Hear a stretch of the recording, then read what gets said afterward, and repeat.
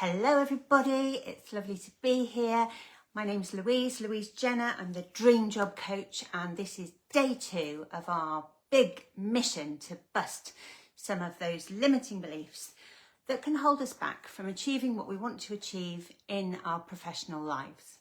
So today is all about the limiting belief of I don't have the right experience or the right qualifications for the job that I want to do.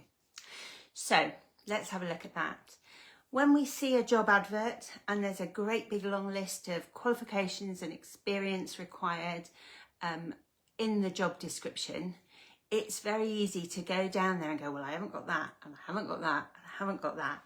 And before you know it, we've talked our way out of applying for a job that could have been absolutely amazing and that we would have really loved and enjoyed. So why do we do that? We think that those are all must-haves. We think that no employer is going to look at our application when we're missing some of those things. But let's just stop and think about that for a minute. The truth is that most people don't apply for jobs they don't believe they can do. Okay, when you're looking through jobs and looking for opportunities, you think to yourself, I could do that. And then you look at the job description and think, oh, but I haven't got that qualification, or, oh, my experience is probably not good enough. It's not in the same field, or it's not in the, in that kind of work. The employer, let's put ourselves in the employer's shoes for a second. The employer is looking for somebody. They are short-staffed. They need somebody to do this work.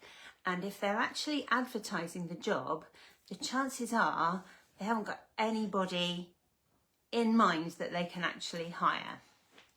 That's not always true, but do you know what I mean? If they've gone to the expense and effort of advertising a role, generally speaking, they don't have somebody in mind, but they might have. Anyway, forget that bit. Remember this, they want to hire someone. Even if they do have somebody in mind, if you're a better fit, you could still land that job.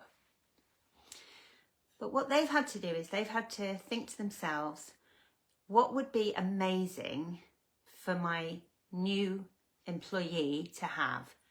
What would really tick every single one of my boxes?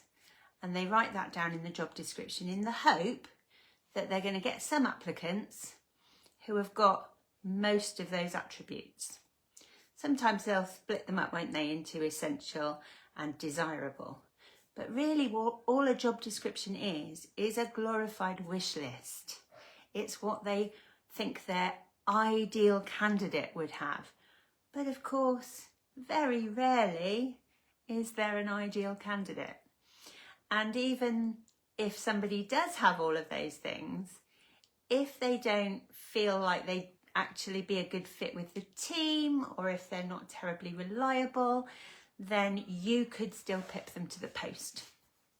So what I want you to do today is to reflect on, okay, when have I shot myself in the foot a bit in the past by not applying for a job that I know I could have done to a high standard in a company that I really admire, and think, okay, what is it about me that means I could have done that? Because transferable skills, that phrase that we hear, transferable skills are all about you being able to join the dots for the employer and say, do you know what? I might not have done that thing, might not have got that qualification, but I've done all of this over here. And what that means is I'm confident that I can come and transform whatever it is that's going on for you. So think about that. See if you can't write down 3 transferable skills and find one job posting where they apply, because employers would rather receive your application and make the decision whether you've got every single one or not than not receive your application at all. Have the courage of your convictions. If you love that company, if you find that what they do exciting, if you would be really over the moon to have that job, and you know, despite the job description, you know, despite all of the wishes and wants on that list, you know in your heart that you could do a really good job for them, I promise you, they want to hear from you. So apply. What's the worst that can happen? The worst that can happen is you don't get an interview. The worst that can happen is you don't get the job. But look, if you don't try, you didn't have it anyway, so you are no worse off.